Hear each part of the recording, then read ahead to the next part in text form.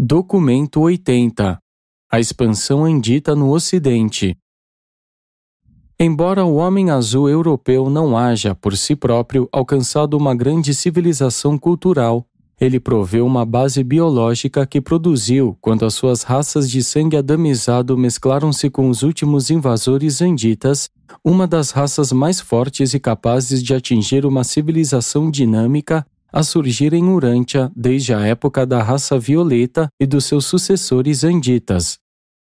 Os povos brancos modernos incorporaram as linhagens sobreviventes de sangue adâmico, tornando-se misturados às raças angiques, com um pouco de raça vermelha e da amarela, porém mais especialmente da azul.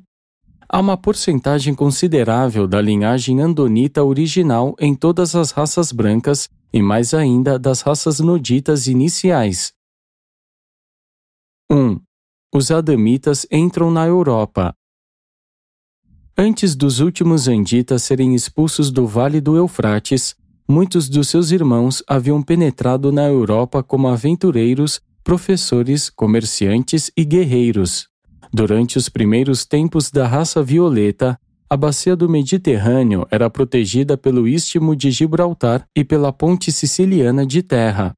Certos comércios marítimos bem primitivos do homem foram estabelecidos nesses lagos interiores, nos quais os homens azuis do norte e os homens do Saara, vindos do sul, encontraram os noditas e os adamitas vindos do oriente. Na parte oriental da bacia do Mediterrâneo, os noditas haviam estabelecido uma das suas mais vastas culturas e, partindo dos centros destas, haviam penetrado em uma certa medida na Europa do Sul e mais especialmente na África do Norte. Os sírios noditas andonitas, de cabeças avantajadas, introduziram muito cedo a cerâmica e a agricultura nas suas colônias, no delta do Nilo, um rio cujo nível subia vagarosamente. E também importaram ovelhas, cabras, bovinos e outros animais domésticos e trouxeram métodos bastante aperfeiçoados de metalurgia, pois a Síria de então era o centro dessa indústria. Durante mais de 30.000 anos, o Egito recebeu um fluxo contínuo de mesopotâmios, que trouxeram consigo a sua arte e cultura para enriquecer as do Vale do Nilo. Todavia, o ingresso de grandes números de povos do Saara deteriorou grandemente a civilização primitiva ao longo do Nilo, de tal forma que o Egito atingiu seu nível cultural mais baixo há cerca de 15.000 anos. Contudo, durante tempos anteriores, pouco houve que impedisse a migração dos adamitas para o oeste. O Saara era um pasto aberto repleto de pastores e agricultores. Esses povos do Saara nunca se empenharam na manufatura, nem eram construtores de cidades. Eram um grupo negro-índigo que trazia uma linhagem muito extensa das raças verde e alaranjada extintas, e receberam, porém, uma quantidade muito limitada de herança violeta antes que o deslocamento para cima das terras e a mudança na direção dos ventos úmidos houvessem dispersado os remanescentes dessa civilização próspera e pacífica. O sangue de Adão foi compartilhado com a maioria das raças humanas, mas algumas delas asseguraram para si mais do que outras. As raças miscigenadas da Índia e os povos mais escuros da África não apresentavam atrativos para os adamitas. Eles ter-se-iam miscigenado livremente com a raça vermelha, não estivesse ela tão distante nas Américas, e estavam amigavelmente dispostos a miscigenar-se com a raça amarela. Mas essa raça, do mesmo modo, era de difícil acesso, pois estava na distante Ásia. E, portanto, quando impulsionados pela aventura ou pelo altruísmo, ou quando expulsos do Vale do Eufrates, muito naturalmente eles optaram pela união com as raças azuis da Europa. Os homens azuis, então dominantes na Europa, não tinham práticas religiosas que fossem repulsivas aos primeiros imigrantes adamitas, e havia uma grande atração sexual entre as raças violeta e azul. O melhor dentre aqueles da raça azul considerava uma alta honraria que lhe fosse permitido acasalar com os adamitas. Os homens azuis alimentavam a ambição de se tornarem suficientemente hábeis e artísticos a ponto de ganhar a afeição de alguma mulher adamita, e a mais alta aspiração de uma mulher azul superior era receber as atenções de um adamita. Lentamente, esses filhos migrantes do Éden uniram-se com os tipos mais elevados da raça azul, revigorando as suas práticas culturais e, ao mesmo tempo, exterminando sem piedade os traços residuais do sangue neandertal. Essa técnica de mistura racial, combinada com a eliminação das linhagens inferiores, produziu uma dúzia ou mais de grupos viris e progressistas de homens azuis superiores, uma das quais vós denominastes os Cro-Magnons. As primeiras ondas da cultura mesopotâmia tomaram por essas e outras razões, das quais a menos importante foi o trajeto mais favorável de imigração, quase que exclusivamente o caminho da Europa. E foram essas circunstâncias que determinaram os antecedentes da moderna civilização europeia. 2. As mudanças climáticas e geológicas. A expansão inicial da raça violeta para a Europa foi interrompida por certas mudanças climáticas e geológicas bastante súbitas. Com o recuo dos campos de gelo ao norte, os ventos que trazem as chuvas do oeste voltaram-se para o norte, gradualmente transformando as grandes regiões de pasto aberto do Saara em um deserto estéril. Essa seca dispersou os habitantes do grande platô do Saara, que eram menores e de baixa estatura, de olhos escuros, mas de cabeças alongadas. Os elementos índigos mais puros mudaram-se para o sul, para as florestas da África Central, onde, desde então, permaneceram. Os grupos mais miscigenados espalharam-se em 3 direções.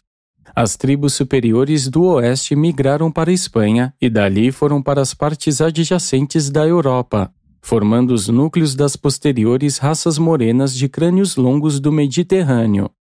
A divisão menos progressista do leste do platô do Saara migrou para a Arábia e de lá atravessou o norte da Mesopotâmia e da Índia, indo para o distante Ceilão. O grupo central foi para o norte e para o leste, para o Vale do Nilo e para dentro da Palestina. É esse substrato secundário da raça Sanjique que sugere um certo grau de parentesco com os povos modernos espalhados desde o Decã e o Irã, a Mesopotâmia e ao longo de ambas as margens do mar Mediterrâneo. Por volta da época dessas alterações climáticas na África, a Inglaterra separou-se do continente e a Dinamarca emergiu do mar, enquanto o Istmo de Gibraltar, protegendo a bacia oeste do Mediterrâneo, em consequência de um terremoto, deu caminho ao solevantamento rápido desse lago interior até o nível do Oceano Atlântico. Em breve, a ponte de terra da Sicília submergiu, fazendo do Mediterrâneo um mar e ligando-o com o Oceano Atlântico. Esse cataclismo da natureza alagou muitas colônias de humanos e ocasionou a maior perda de vida por inundação em toda a história do mundo. Esse engolfamento da bacia do Mediterrâneo restringiu imediatamente os movimentos dos adamitas para o oeste, enquanto o grande influxo dos saarianos levou-os a buscar saídas para as populações crescentes ao norte e a leste do Éden. À medida que os descendentes de Adão deixaram os vales do Tigre e do Eufrates, indo para o norte, eles encontraram barreiras montanhosas e o Mar Cáspio, então expandido. E, por muitas gerações, os adamitas caçaram, pastorearam e cultivaram o solo nas vizinhanças das suas colônias espalhadas pelo Turquestão. Vagarosamente, esse povo magnífico ampliou seu território na Europa. No entanto, agora os adamitas entravam na Europa vindos do leste e encontraram a cultura do homem azul milhares de anos atrasada em relação à da Ásia, pois essa região havia estado quase que inteiramente fora do contato com a Mesopotâmia. 3. O homem azul Cro-Magnon. Os centros antigos de cultura do homem azul eram localizados ao longo de todos os rios da Europa, mas apenas o Somme agora corre no mesmo canal que fluía durante os tempos pré-glaciais. Ao referirmos-nos ao homem azul como tendo permeado o continente europeu, verificamos que havia dezenas de tipos raciais. Mesmo há 35 mil anos, as raças azuis europeias já eram um povo altamente miscigenado, que trazia em si linhagens de sangue tanto vermelho quanto amarelo, enquanto nas terras costeiras do Atlântico e nas regiões da Rússia atual, eles haviam absorvido uma considerável parcela de sangue andonita e, ao sul, eles estiveram em contato com os povos do Saara. Seria vão, contudo, tentar enumerar os vários grupos raciais. A civilização europeia desse período inicial pós-adâmico foi uma combinação única do vigor e da arte dos homens azuis com a imaginação criativa dos adamitas. Os homens azuis eram uma raça de grande vigor, mas deterioraram em muito o status cultural e espiritual dos adamitas. Foi muito difícil para estes últimos imprimir aos cromagnonianos a sua religião, por causa da tendência de muitos deles de trapacear e de corromper as jovens virgens. Por 10.000 anos, a religião na Europa esteve em um nível baixo, se comparada aos desenvolvimentos realizados na Índia e no Egito. Os homens azuis eram perfeitamente honestos em tudo o que faziam, e eram totalmente isentos dos vícios sexuais dos adamitas miscigenados. Eles respeitavam a virginidade, apenas praticando a poligamia quando a guerra gerava carência de homens. Esses povos cromagnonianos eram uma raça valente e previdente. Mantinham um sistema eficiente de educação das crianças. Ambos os progenitores participavam desses trabalhos e os serviços das crianças mais velhas eram plenamente utilizados. Cada criança era cuidadosamente treinada no trato da arte, no trabalho com o sílex e na vigilância e cuidado das cavernas. Numa tenra idade, as mulheres já estavam versadas nas artes domésticas e rudimentos da agricultura, enquanto os homens eram já hábeis caçadores e guerreiros corajosos. Os homens azuis foram caçadores, pescadores e coletores de alimentos. Foram hábeis construtores de barcos. Faziam machados de pedra, cortavam árvores, erigiam abrigos de toras parcialmente sob a terra e com telhados de peles. E há povos que ainda fazem abrigos semelhantes na Sibéria. Os Cro-Magnons do Sul, em geral, viviam em cavernas e grutas. Não era incomum, durante os rigores do inverno, que as sentinelas montando guarda, de pé à noite, à entrada das cavernas congelassem até a morte. Eles tinham coragem, mas acima de tudo eram artistas. A mesclagem adâmica acelerou subitamente a imaginação criativa. O auge da arte do homem azul foi atingido há cerca de 15.000 anos, antes dos dias em que as raças de pele mais escura tivessem vindo da África para o norte através da Espanha. Por volta de 15.000 anos atrás, as florestas dos Alpes estavam se espalhando extensamente. Os caçadores europeus estavam sendo conduzidos para os vales dos rios e para a beira-mar, pela mesma coerção climática que havia transformado as afortunadas terras de caça do mundo em desertos secos e estéreis. Ao mesmo tempo em que os ventos de chuva mudaram-se para o norte, os grandes pastos abertos da Europa ficaram cobertos de florestas. Essas grandes modificações climáticas relativamente súbitas levaram as raças de caçadores em espaço aberto da Europa a transformar-se em pastores e, em uma certa medida, em pescadores e em cultivadores do solo. Essas mudanças, embora resultando em avanços culturais, produziram algumas regressões biológicas. Durante a era anterior de caça, as tribos superiores haviam se casado com os tipos mais elevados de prisioneiros de guerra e, invariavelmente, destruído os que consideravam inferiores. Contudo, quando começaram a estabelecer-se em colônias e a se engajar na agricultura e comércio, passaram a poupar a vida de muitos dos presos medíocres, mantendo-os como escravos. E foi a progenie desses escravos que subsequentemente deteriorou bastante todo o tipo cromagnoniano. Esse retrocesso cultural continuou até receber um impulso novo do Oriente, quando a invasão final e maciça dos mesopotâmios varreu a Europa, absorvendo rapidamente o tipo e a cultura Cro-Magnon, iniciando a civilização das raças brancas. 4. As invasões anditas na Europa. Enquanto os anditas espalharam-se na Europa em um fluxo contínuo, houve 7 invasões maiores, os últimos a chegarem vindo a cavalo em 3 grandes levas. Alguns entraram na Europa pelo caminho das ilhas do Mar Egeu, subindo o vale do Danúbio, mas a maioria das primeiras e mais puras linhagens migrou para o noroeste da Europa pelas rotas do norte, atravessando as terras de pastos dos rios Volga e Don. Entre a terceira e a quarta invasão, uma horda de andonitas vinda do norte entrou na Europa, provindo da Sibéria pelo caminho dos rios russos e pelo Báltico. Eles foram assimilados imediatamente pelas tribos anditas do norte. As primeiras expansões da raça violeta mais pura foram muito mais pacíficas do que as dos seus descendentes anditas posteriores, semimilitarizados e amantes das conquistas. Os adamitas eram pacíficos, os noditas beligerantes. A união dessas raças, mais tarde misturadas às raças angiques, produziu os competentes e ativos anditas que fizeram verdadeiras conquistas militares. Mas o cavalo foi o fator evolucionário que determinou o domínio dos anditas no Ocidente. O cavalo deu aos dispersivos anditas a vantagem até então inexistente da mobilidade, capacitando os últimos grupos de cavaleiros anditas a progredirem rapidamente pelo Mar Cáspio para invadir toda a Europa. Todas as ondas anteriores de anditas haviam se movimentado tão vagarosamente que tinham a tendência de desagregar-se quando a uma grande distância da Mesopotâmia.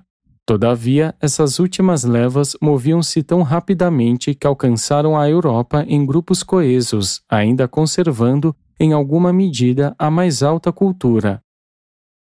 Todo o mundo habitado, afora a China e a região do Eufrates, havia feito um progresso cultural muito limitado durante 10.000 anos, quando os rudes e rápidos cavaleiros anditas surgiram no 7º e no 6º milênio antes de Cristo. À medida que avançaram para o Ocidente, através das planícies russas, absorvendo o que de melhor havia do homem azul e exterminando o pior, as raças se amalgamaram em um único povo. Esses foram os ancestrais das chamadas raças nórdicas, os antepassados dos povos escandinavos, alemães e anglo-saxões. Não tardou muito para que as raças azuis superiores tivessem sido totalmente absorvidas pelos anditas em todo o norte da Europa. Apenas na Lapônia e, em uma certa medida, na Bretanha, o andonita mais antigo conservou algo como uma identidade. 5. A conquista andita do norte da Europa. As tribos do norte da Europa estavam sendo continuamente reforçadas e elevadas pela firme onda de migração da Mesopotâmia através das regiões russas do sul do Turquestão.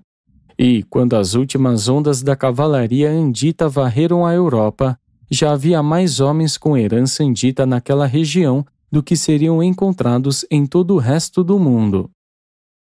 Durante 3.000 anos, a sede militar dos anditas no norte localizou-se na Dinamarca.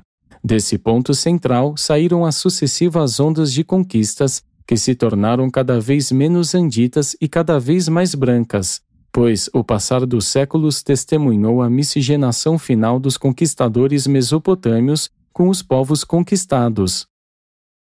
Enquanto o homem azul havia sido absorvido no norte, e finalmente havia sucumbido aos ataques da cavalaria branca que penetrou no sul, as tribos da raça branca misturada que avançavam encontraram uma resistência obstinada e prolongada dos Cro-Magnons, mas a sua inteligência superior e as suas sempre crescentes reservas biológicas capacitaram-nos a extinguir completamente a raça mais antiga. Lutas decisivas entre o homem branco e o homem azul foram travadas no Vale do Somme. Ali, a flor da raça azul enfrentou, amarga e renhidamente, os anditas que progrediam na direção sul. E, por mais de 500 anos, esses cromagnonianos defenderam com êxito seus territórios, antes de sucumbir à estratégia militar superior dos invasores brancos. Thor, o comandante vitorioso dos exércitos do norte, na batalha final do Somme, tornou-se o herói das tribos brancas do norte, e mais tarde foi reverenciado como um deus por alguns deles. As fortalezas do Homem Azul, que perduraram por mais tempo, estavam no sul da França, mas a última grande resistência militar foi vencida ao longo do Somme.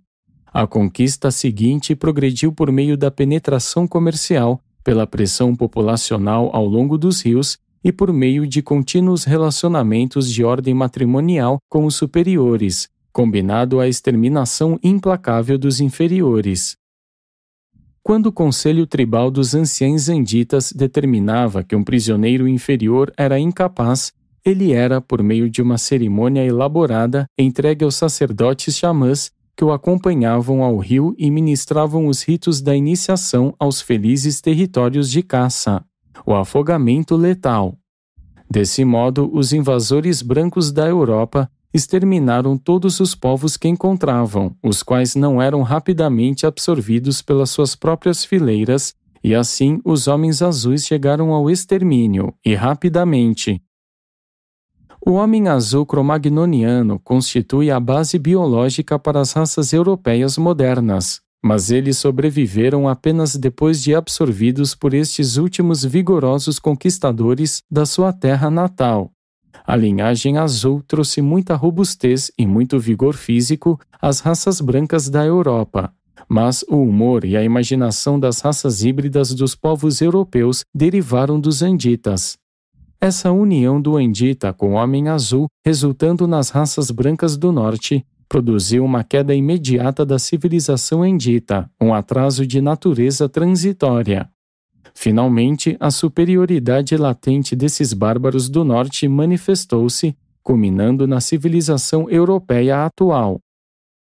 Por volta de 5000 a.C., as raças brancas em evolução eram predominantes em todo o norte da Europa, incluindo a Alemanha do Norte, o norte da França e as Ilhas Britânicas. A Europa Central, durante algum tempo, foi controlada pelo Homem Azul e pelos Andonitas de cabeça redonda. Estes últimos habitavam principalmente o Vale do Danúbio e nunca foram, em realidade, inteiramente desalojados pelos Anditas. 6. Os Anditas ao longo do Nilo. Desde os tempos das últimas migrações anditas, a cultura esteve em declínio no Vale do Eufrates e o centro imediato da civilização deslocou-se para o Vale do Nilo. O Egito tornou-se o sucessor da Mesopotâmia como sede do grupo mais avançado da Terra. O Vale do Nilo começou a sofrer de inundações um pouco antes dos vales da Mesopotâmia. Entretanto, saiu-se muito melhor. Tais contratempos iniciais foram mais do que compensados pela corrente contínua de imigrantes anditas e assim a cultura do Egito, embora seja derivada realmente da região do Eufrates, pareceu ir adiante. Contudo, por volta de 5000 a.C., durante o período das inundações na Mesopotâmia, havia 7 grupos distintos de seres humanos no Egito. Todos eles, exceto um, haviam vindo da Mesopotâmia. Quando ocorreu o último êxodo do Vale do Eufrates, o Egito foi afortunado em receber muitos dentre os mais hábeis artistas e artesãos. Esses artesãos anditas sentiram-se bastante em casa, pois estavam profundamente acostumados às inundações, irrigações e estações secas da vida ribeirinha. Apreciaram a posição protegida do Vale do Nilo, onde ficariam bem menos sujeitos a ataques e invasões hostis do que ao longo do Eufrates, e acrescentaram muito a habilidade dos egípcios com a metalurgia. Ali, eles trabalhavam os minérios de ferro vindos do Monte Sinai, em vez dos vindos das regiões do Mar Negro. Os egípcios reuniram muito cedo as deidades municipais em um elaborado sistema nacional de deuses. Desenvolveram uma teologia extensa e possuíam um sacerdócio igualmente extenso, mas opressivo. Vários líderes diferentes buscaram reviver os remanescentes dos primeiros ensinamentos religiosos dos setitas, mas esses esforços tiveram duração curta. Os anditas construíram as primeiras estruturas de pedra no Egito. A primeira e a mais bela das pirâmides de pedra foi erigida por Imhotep, um gênio da arquitetura andita, quando serviu como primeiro-ministro. As edificações anteriores haviam sido feitas com tijolos, e embora muitas estruturas de pedra houvessem sido erigidas em partes diferentes do mundo, essa era a primeira no Egito. Todavia, a arte de construir decaiu fortemente desde os dias desse grande arquiteto. Essa época brilhante de cultura foi interrompida bruscamente por guerras internas ao longo do Nilo, e o país foi logo invadido, como fora a Mesopotâmia, pelas tribos inferiores da inóspita Arábia e pelos negros do sul. E, em resultado disso, o progresso social esteve em contínuo declínio durante mais de 500 anos. 7. Os Anditas das Ilhas do Mediterrâneo.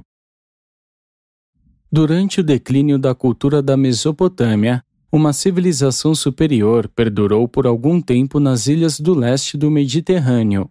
Aproximadamente em 12.000 a.C., uma brilhante tribo andita migrou para Creta. Essa foi a única ilha colonizada tão prematuramente por esse grupo superior e passaram-se quase 2.000 anos antes que os descendentes desses marinheiros se espalhassem pelas ilhas vizinhas. Esse grupo era composto de anditas de crânio estreito e de pequena estatura, que se haviam mesclado por casamento com a divisão vanita dos noditas do norte. Todos tinham estaturas abaixo de 1,80 m e haviam sido literalmente expulsos do continente pelos seus companheiros maiores e inferiores. Esses imigrantes em Creta eram altamente hábeis na arte da tecelagem, metalurgia, cerâmica, encanamentos e uso da pedra como material de construção. Eles faziam uso da escrita e continuaram como pastores e agricultores. Quase 2.000 anos depois da colonização de Creta, um grupo dos descendentes de Adanson, de estatura elevada, chegou à Grécia pelas ilhas do norte, vindo quase que diretamente do seu lar nos planaltos da Mesopotâmia. Esses progenitores dos gregos foram levados para o ocidente por Sato, um descendente direto de Adanson e de Rata. O grupo que finalmente se estabeleceu na Grécia consistia de 375 dos povos selecionados e superiores que faziam parte do fim da segunda civilização dos Adansonitas. Esses filhos mais recentes de Adanson traziam as linhagens então mais valiosas das raças brancas emergentes. De uma ordem intelectual elevada, eles eram fisicamente considerados os mais belos dos homens desde os dias do primeiro Éden. Dentro de pouco tempo, a Grécia e a região das ilhas do Mar Egeu sucederam à Mesopotâmia e ao Egito, como centro ocidental de comércio, arte e cultura. Porém, como se deu no Egito, de novo praticamente toda a arte e ciência do mundo egeu vinha da Mesopotâmia, exceto pela cultura dos ancestrais adansonitas dos gregos. Toda a arte e todo o gênio desses povos ulteriores são um legado direto à posteridade de Adanson, o primeiro filho de Adão e Eva, e da sua extraordinária segunda esposa, uma filha descendente direta da assessoria nodita pura do príncipe Caligástia. Não é de admirar-se, vendo as suas tradições mitológicas, que os gregos descendam diretamente dos deuses e de seres supra-humanos. A região do Egeu passou por 5 estágios culturais distintos, cada um menos espiritualizado do que o precedente, e, em breve, a última era gloriosa da arte pereceu sob o peso dos medíocres descendentes, rapidamente multiplicados dos escravos danubianos que haviam sido importados pelas gerações posteriores de gregos. Durante essa idade, em Creta, o culto da mãe entre os descendentes de Caim atingiu seu auge. Esse culto glorificava Eva na adoração da Grande Mãe. As imagens de Eva estavam em toda parte. Milhares de santuários públicos foram erigidos em toda a Creta e na Ásia Menor. E esse culto da mãe perdurou até os tempos de Cristo. Mais tarde, se incorporando à primitiva religião do cristianismo, sob a forma da glorificação e adoração de Maria, a mãe terrena de Jesus. Por volta de 6.500 a.C., já havia ocorrido um grande declínio na herança espiritual dos anditas. Os descendentes de Adão encontravam-se extremamente dispersados e haviam sido virtualmente engolfados pelas raças humanas mais antigas e mais numerosas. E essa decadência da civilização andita, junto com o desaparecimento dos seus padrões religiosos, deixou em condições deploráveis as raças espiritualmente empobrecidas do mundo. Por volta de 5000 a.C., as 3 linhagens mais puras dos descendentes de Adão estavam na Suméria, na parte norte da Europa e na Grécia. Toda a Mesopotâmia deteriorava-se vagarosamente pela afluência de raças misturadas e mais escuras que se infiltravam vindas da Arábia. E a vinda desses povos inferiores contribuiu ainda para que os resíduos biológicos e culturais dos anditas se espalhassem mais. Partindo de todo o crescente fértil, os povos mais aventureiros foram para o oeste até as ilhas. Esses imigrantes cultivavam tanto os grãos quanto os legumes e trouxeram consigo animais domesticados.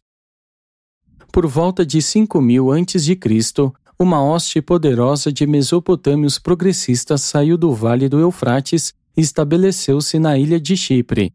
Essa civilização foi eliminada cerca de uns 2000 anos depois pelas hordas dos bárbaros vindas do norte. Outra grande colônia estabeleceu-se no Mediterrâneo, perto do local onde ulteriormente Cartago formar-se-ia. E, do norte da África, grandes números de anditas entraram na Espanha e mais tarde mesclaram-se na Suíça aos seus irmãos que anteriormente haviam ido para a Itália, vindos das ilhas do Mar Egeu. Quando o Egito seguiu a Mesopotâmia em declínio cultural, muitas das famílias mais capacitadas e avançadas fugiram para Creta, incrementando assim grandemente essa civilização já avançada. Mais tarde, a chegada de grupos inferiores do Egito ameaçou a civilização de Creta, e as famílias de maior cultura mudaram-se para o oeste, indo para a Grécia. Os gregos não eram apenas grandes instrutores e artistas, eles eram também os maiores comerciantes e colonizadores do mundo. Antes de sucumbir à maré enchente de coisas inferiores que finalmente engolfaram a sua arte e o seu comércio, eles tiveram êxito em implantar tantos postos adiantados de cultura a oeste que uma grande parte dos avanços na civilização grega primitiva perdurou junto aos povos posteriores do sul da Europa, e muitos dos descendentes miscigenados desses adansonitas tornaram-se incorporados às tribos das terras continentais adjacentes. 8. Os andonitas danubianos. Os povos anditas do Vale do Eufrates migraram para o norte até a Europa, onde se misturaram aos homens azuis, e para o oeste para as regiões do Mediterrâneo, onde se misturaram com os remanescentes dos já misturados saarianos e com os homens azuis do sul. E esses 2 ramos da raça branca estiveram e ainda estão bastante separados pelos sobreviventes braquicéfalos das tribos andonitas anteriores da montanha, que outrora haviam habitado essas regiões centrais. Esses descendentes de Andon estavam dispersos pela maior parte das regiões montanhosas da Europa Central e Sudeste. Eles foram frequentemente reforçados por aqueles que chegavam da Ásia Menor, região essa que ocuparam com uma força considerável. Os antigos hititas eram originários diretamente da linhagem andonita. As suas peles pálidas e as cabeças amplas eram típicas daquela raça. Os ancestrais de Abraão tinham essa linhagem, e ela contribuiu muito para a aparência fisionômica características dos seus descendentes judeus posteriores que, ainda que tendo uma cultura e uma religião derivada dos anditas, falavam uma língua muito diferente. A sua língua era claramente andonita. As tribos que moravam em casas erigidas sobre pilotes ou em pranchas de troncos, sobre os lagos da Itália na Suíça e do sul da Europa, eram os postos avançados das migrações africanas, egeanas e mais especialmente danubianas. Os danubianos eram andonitas, lavradores e pastores que haviam chegado à Europa, passando pela Península Balcânica e que se deslocaram lentamente na direção norte no Vale do Danúbio. Faziam cerâmica e cultivavam a terra, preferindo viver nos vales. A colônia danubiana mais ao norte foi a de Liege, na Bélgica. Essas tribos deterioraram-se rapidamente ao afastar-se do centro e da fonte da sua cultura. Um produto dessas primeiras colônias é uma cerâmica da melhor qualidade. Os danubianos tornaram-se adoradores da mãe por causa do trabalho dos missionários de Creta. Essas tribos amalgamaram-se posteriormente com grupos de marinheiros andonitas que vieram em barcos da costa da Ásia Menor e que também eram adoradores da mãe. Grande parte da Europa Central achava-se assim logo colonizada por esses tipos mistos de raças de branquicéfalos brancos que praticavam a adoração materna e o rito religioso de cremar os mortos, pois era hábito desses adoradores da mãe queimar os seus mortos em cabanas de pedra. 9. As três raças brancas.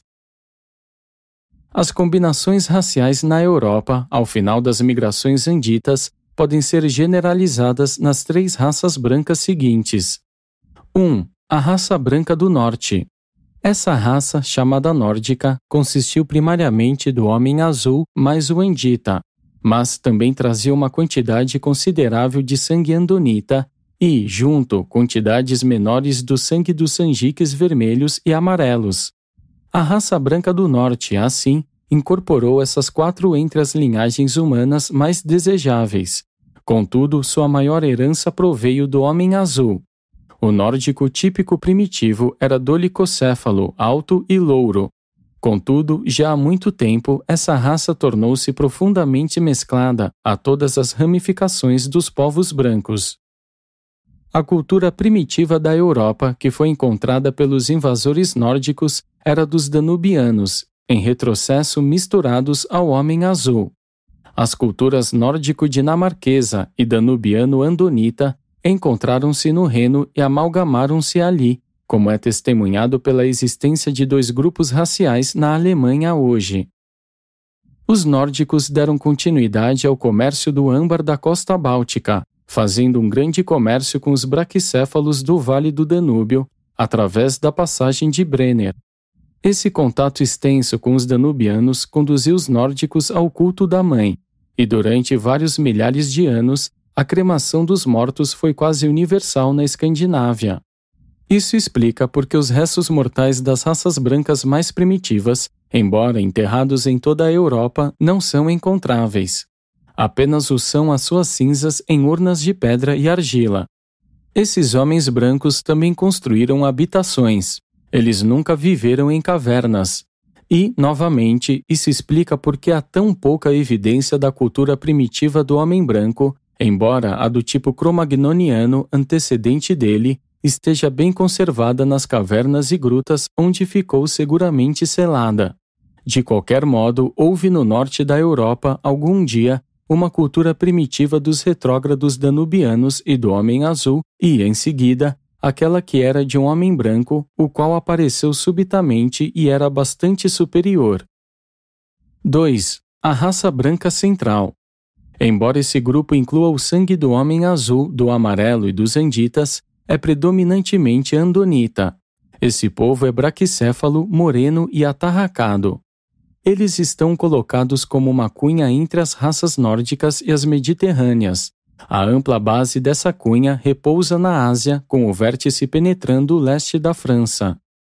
Durante quase 20.000 anos, os andonitas haviam sido empurrados cada vez mais para o norte da Ásia Central pelos anditas. Por volta de 3000 a.C., uma aridez crescente estava conduzindo esses andonitas de volta ao Turquestão. Esse empurrão recebido pelos andonitas para a direção sul continuou por mais de 1000 anos e, dividindo-se ao redor dos mares Cáspio e Negro, eles penetraram na Europa pelos caminhos dos Balcãs e da Ucrânia. Essa invasão incluiu os grupos restantes dos descendentes de Adanson e, durante a metade posterior do seu período, a invasão levou consigo um número considerável de anditas iranianos, bem como muitos dos descendentes dos sacerdotes setitas.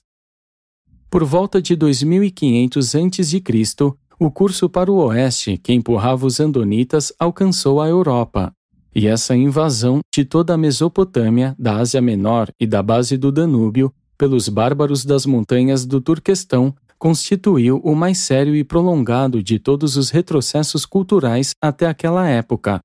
Esses invasores definitivamente andonizaram o caráter das raças centro-europeias, as quais permaneceram desde então caracteristicamente alpinas. 3. A raça branca do Sul. Essa raça morena mediterrânea consistiu em uma combinação dos anditas com o homem azul, com um pouco menos de sangue andonita do que a do norte.